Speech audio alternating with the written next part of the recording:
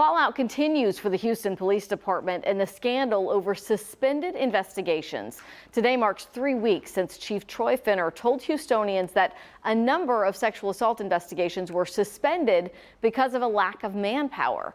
Well, the number increased to more than 200,000 cases, and other types of cases were also added to that list. During their review of the reports, police say they have visited victims in nearly 700 cases, many ranging from burglaries and shoplifting to aggravated assaults and sex crimes. So joining us right now to go over these details that were revealed just yesterday is Director of Victim Services at Crime Stoppers Houston, Andy Kahn, and Rhonda Kirkendall. Thank you so much, you guys, for joining us, and tell us what the biggest takeaway for you was from Chief Finner's response.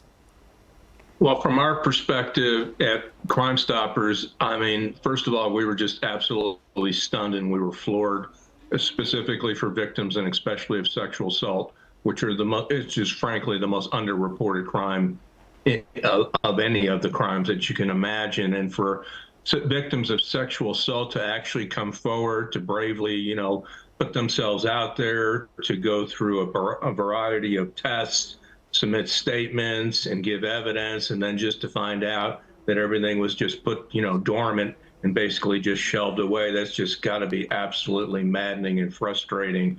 And then years later, you find out that no one was even working the case. There's just a lot of questions right now. And the bigger question is, now that we know that this is going on, how on earth are you going to actually be able to investigate all these cases that have been sitting there for years and years and years, right, and actually get the perpetrator to justice? So a lot of questions, a lot of answers that you have to become. Yeah, absolutely. Our other guest this morning is Rhonda Kirkendall. Thank you so much for waking up with us this morning. I know Andy Kahn is over victim services at Crime Stoppers. You actually are a victim of these crimes. I'm hoping maybe you can weigh in. Was yours one of the cases that were suspended? Mine is not one of the cases that is suspended, but I'm also trained by the Attorney General's office to be a SANE advocate. So I'm with those victims as they are going through and navigating the sexual assault nurse examiner process, which is really, really hard. Texas ranked second in the most reported cases of rapes. In 2023, there were 16,510 sexual assaults that were reported. Of that number, only 1,769 arrests occurred. And the reason is because we know that law enforcement are the gatekeepers as to what happens. If you think about it, so much hinges upon what happens when that law enforcement arrives on the scene and taking that first report. How do they view the victim? What is she wearing? Does she have tattoos? Does she fight back? So when a victim does not fit the stereotypical what a victim should look like, we have problems where these cases are not going forward. And it's because law enforcement does not understand that scientific evidence proves that there are gaps in victims' memories. There are core memories that they're going to remember and peripheral memories. They may not remember what the assailant was wearing when they were raped because the body has a way of trying to protect itself. The really sad fact, though, is in 2019, Texas passed HB 8, which was a tremendous bill. It was championed by my friend Lavinia Masters, and it required that law enforcement collects all of these kits within 7 to 14 days. And then the crime labs have to test the kits within 90 days.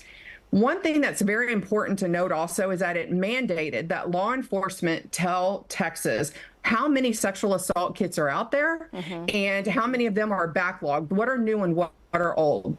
I can tell you that was 2019. As of today, there are over 200 law enforcement agencies that have not even complied with the inventory requirements. So that means that we don't really know where we stand with this issue across the state of Texas, not only in Houston. And by the way, one of those law enforcement agencies that did not comply with the mandatory inventory was the Houston Police Department. Yeah, I mean, with this news, that's completely not surprising.